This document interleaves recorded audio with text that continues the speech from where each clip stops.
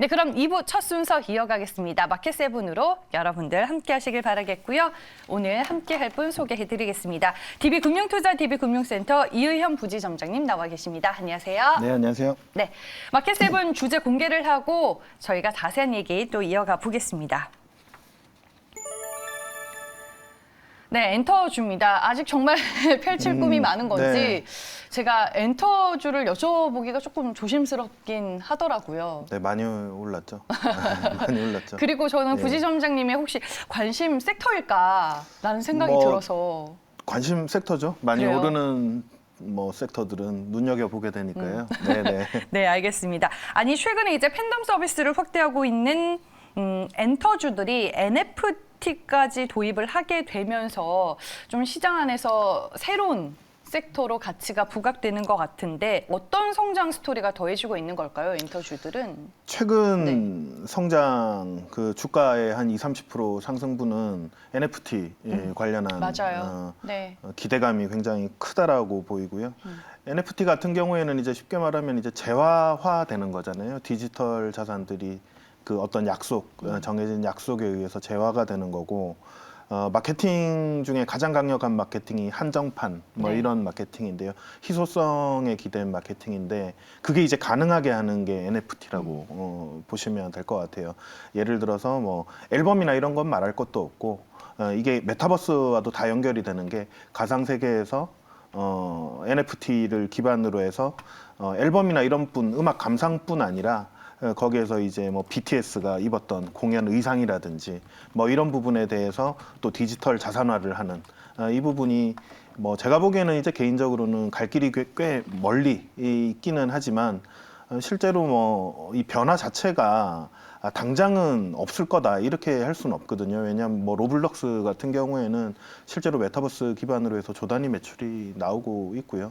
세상이 그만큼 이제 변하고 있고, 다만 이제 국내 엔터사들은 거기에 굉장히 핵심적인 역할을 할 텐데 뭐 게임주라든지 이런 게 이제 우리 시장에서는 이제 개화를 하고 있기 때문에 이런 부분에서는 주가가 단기간에 많이 올랐을 때는 그거를 또 무조건 따라가기에는 투자자 입장에서는 조금 부담스러우니까 조심을 하시라는 이야기 일단 드리겠고요. 네. 다시 이제 본론으로 들어가서 엔터주 같은 경우에는 또 하나 말씀드릴 게 코로나 시대가 오히려 온라인 쪽 그리고 금방 말씀드린 뭐 메타버스나 이렇게 연결되는 이쪽에 대해서 자생력을 조금 더 기르는 계기가 됐다.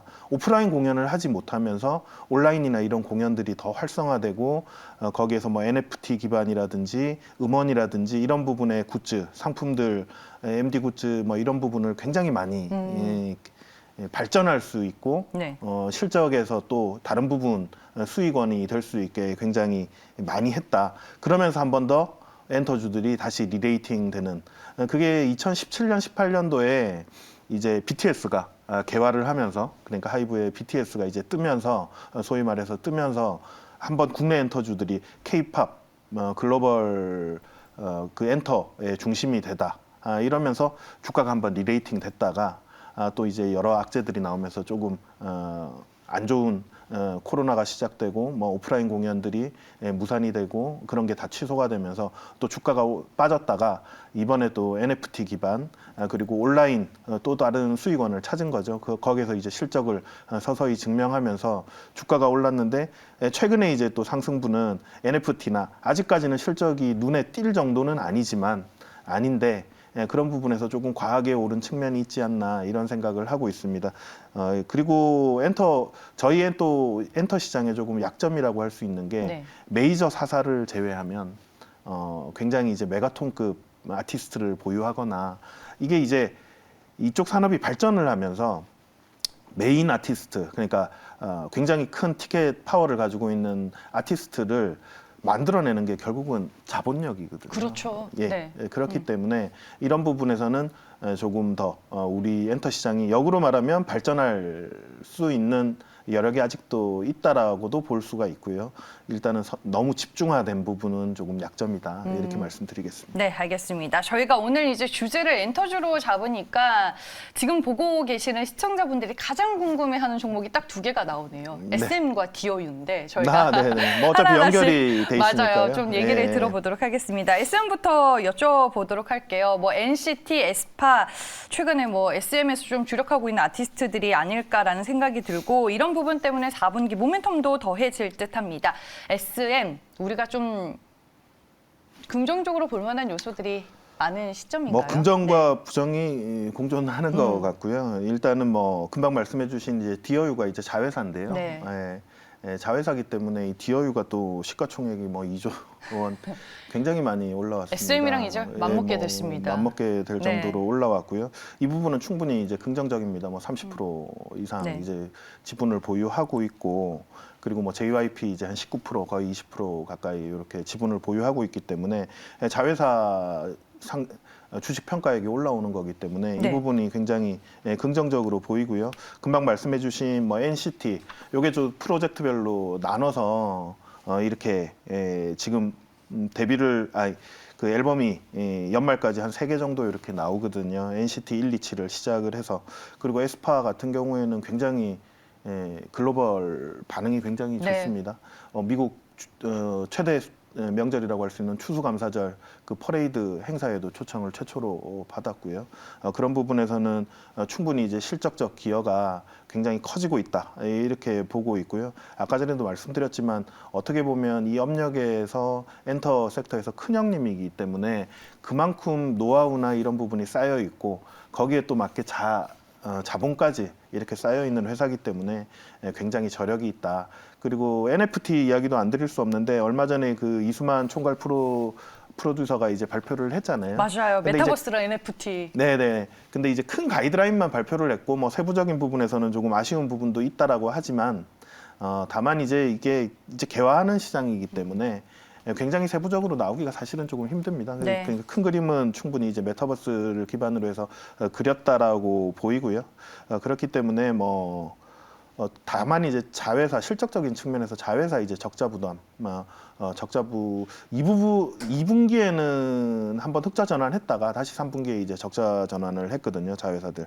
그렇기 때문에 이 부분은 이제 CJ 또 M&A까지 연결이 되기 때문에 이런 부분에서는 비용적인 측면이 조금 그리고 얼마 전에 이제 3분기 실적이 뭐 예측치에 부합 내지는 조금 소폭 미달하는 실적을 발표했거든요. 그거는 뭐 또 사오기 전이라든지 이런 비용적인 측면도 있었기 때문에 4분기까지는 조금 안 좋을 수도 있어요. 기대치가 워낙 높았기 때문에. 네. 그런데 다만 이제 아까 전에 말씀드린 아티스트들 계속 계획이 되어 있고요. 그렇게 되면 이제 내년부터는 다시 한 번 더 조금 실적이 한 레벨 올라갈 수 있는 계기가 마련할 수 있지 않을까 이렇게 생각을 하고 있습니다. 지금 쭉 보니까 증권사들의 목표 주가가 10만 원 위에까지 형성이 되어 있는데 좀 가능한 구간일까요? 뭐 불가능하지는 않을 것 같고요. 다만 이제 한 번에 가기에는 조금 부담스러운 가격이지 않을까. 그리고 이 2조 원대라는 이제 상징적인 걸 이제 같이 이렇게 돌파를 네. 하고 그리고 자회사도 이제 돌파를 하려고 하고 있는 이런 모습들이 전체적으로 이 과거에 이제 10년, 20년 전에 우리나라 메모리 반도체 대체할 수 없었잖아요. 네. 글로벌 시장에서. K-팝도 마찬가지입니다. 그만큼 우리도 네. 노하우나 이런 부분 어떻게 보면 아티스트를 하나의 제품으로 비유를 드리면 네. 만들어내는 그 능력은 이런 쌓인 노하우들은 글로벌 기업들이 또 단번에 이제 흉내를 내기 힘든 부분이기 때문에 이런 부분에서는 충분히 네. 가능성이 있다 이렇게 볼 수 있겠습니다. 알겠습니다. 내년 실적 추정치와 성장성을 모두 감안해서 이제 증권사에서 SM의 목표 주가를 10만 원까지 보는 리포트가 나왔다는 점 참고하시길 바랍니다. 다음은 디오유입니다. 디오유는 따로 봐야 될 것 같아서 제가 빼놓는데 따로 뭐 보셔도 되죠. 그렇죠. 그리고 요즘에 개인 투자자분들이 정말 궁금해하는 종목 중에 하나인 것 같습니다. 최근에 주가 급등세가 상당히 눈에 띄는데 성장성이 지금 시장에서 어떤 평가를 받고 있는 거예요? 일단 뭐 관심이 정말 많으십니다. 네. 이 디어유 저도 깜짝 놀란 게 이제 공모 청약 그 금액 기준으로 해서 전체 3위였거든요. 역대 3위였. 있었거든요. 그런 부분에서 세상이 좀 바뀌고 있구나 이런 생각을 했고 네. 최고 상단보다 조금 더 위에서 26,000원에서 결정이 됐고요.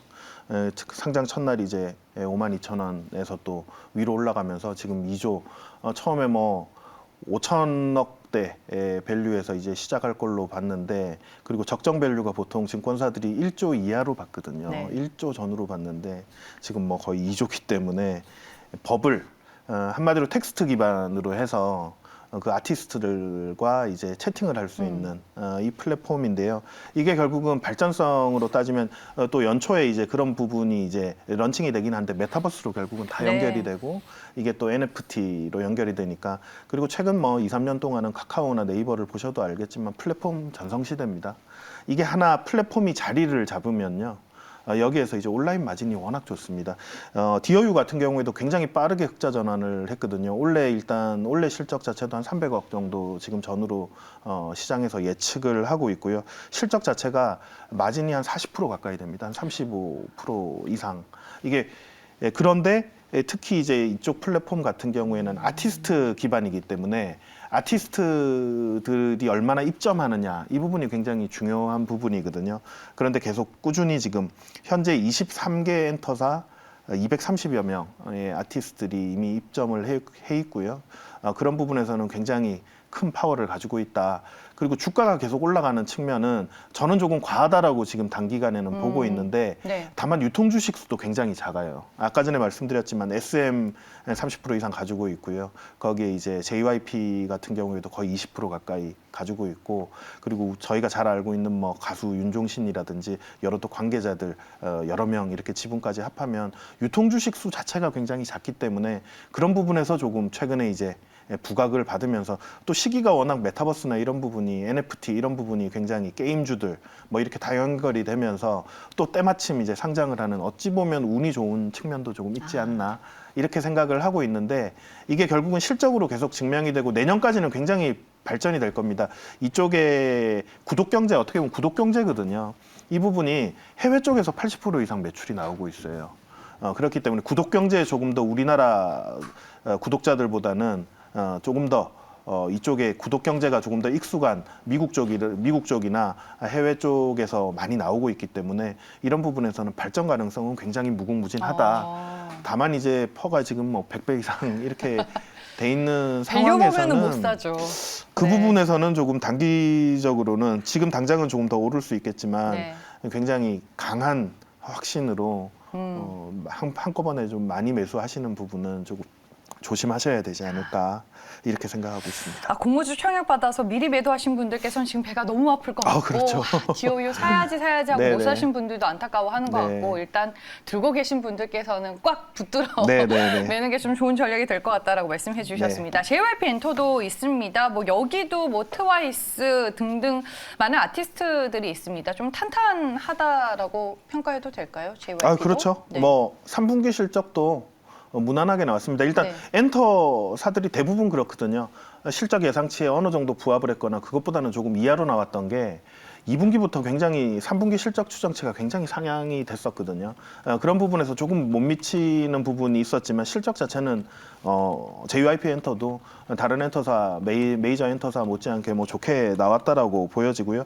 다만 SM하고 비슷합니다. 일단 비용적인 측면 이 부분이 되면서 실적보다 조금 일부 증권사들 컨센서스보다는 조금 낮게 나온 것은 비용적인 측면이라고 볼 수 있겠고요. 네. 4분기도 지금 말씀해주신 트와이스 정규 3집 그리고 리패키지 앨범까지 예정이 되어 있고 스트레이키즈 리패키지 그리고 니주 정기 1집 이렇게 계속 예정이 되어 있기 때문에 이 부분은 확실히 실적에 도움이 될 것 같고요.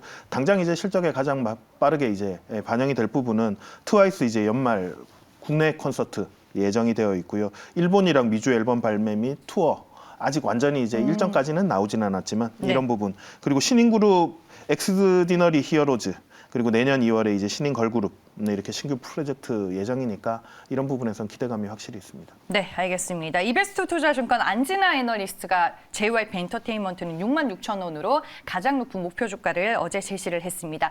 엔터주는 이제 좀 대형사가 한정적이다라고 얘기를 해주셨어요. 그리고 네, 네. 엔터주들 요즘에 다 성장 스토리가 비슷비슷해서 좀 맞습니다. 취향껏 투자자분들도 고르시는 네, 것 네, 같은데 네. 뭐 YG 있으신 분들도 있고 YG 플러스, 뭐 SM 있으신 분들 각각 좀 다른데 부지점장님께서는 엔터준에서 뭐 대장주, 탑픽은 어떤 종목으로 보고 계세요? 이게 좀 고민이 많았습니다. 네. 세 종목을 가지고 고민을 했는데요. 네. YG엔터. YG엔터는 정말 짧게 말씀드릴게요. YG엔터 같은 경우에는 다른 메이저사에 비해서 지금 가격 메리트가 있어요. 지금 뭐 여러 악재들도 사실 네. 있었지만 1조 원대 중반대 시가총액인데 다른 메이저들은 이미 2조가 넘어섰고요. 하이브 같은 경우는 뭐 13조가 일단 넘어선 상황이기 때문에 이런 부분에서는 충분히, 그리고 블랙핑크 같은 경우에는 거의 뭐 보이그룹 이상의 파워를 가지고 있기 때문에 이런 부분에서 조금 고민을 했었고요. 네. 그리고 CJ ENM. 일단 SM 관련 이제 M&A 이 부분도 있고 여기가 워낙 이제 마케팅 능력이나 이런 부분이 있으니까 좀 고민을 했었고, 그렇기 때문에 지금 말씀하신 대로 취향껏 고르시면 될 것 같고요. 네. 하이브 같은 경우에는 뭐 BTS는 제가 뭐 말씀을 안 드리고요. 이 부분에서 워낙 오프라인 공연, 지금 동 공연 뭐 이런 부분 다 지금 예정이 되어 있지 않습니까? 이런 부분이 회당 한 50억에서 80억 이상 이렇게 나오거든요. 그렇기 때문에 영업이익이 네. 이런 부분에서 충분히 기대를 할 수 있고, 그리고 플랫폼, 저희 와이프가 제가 이 엔터를 다룬다 그러니까 그러더라고요. 제가 선뜻 이제 뭐 디어유나 이런 부분이 이해가 안 갔는데 뭐 예전에 도움을 이제 받으셨어요? 예전에 그게 있었다 그러더라고요. 이 플랫폼 자체가 과거에 이제 뭐 잭스키스나 H.O.T가 전화 통화하는 음성을 듣는 네. 이게 이제 진화를 한 거라 그러더라고요. 그래서 조금 배웠는데 네. 하이브 같은 경우에도 위버스 있잖아요. 여기에 뭐 SM 이제 YG의 블랙핑크도 얼마 전에 이제 입점을 하면서 이런 부분에서 계속 플랫폼 사업이 잘 되고 있기 때문에 이런 부분에서 충분히 기대할 수 있다 생각하고 있습니다. 알겠습니다. 와이프분의 의견까지 들으면서 네. 고민을 많이 하는 흔적이 느껴졌습니다. 저희 엔터주에 대해서 알아봤고요. 지금까지 DB금융투자 이의연 부지점장과 함께했습니다. 고맙습니다. 네, 감사합니다.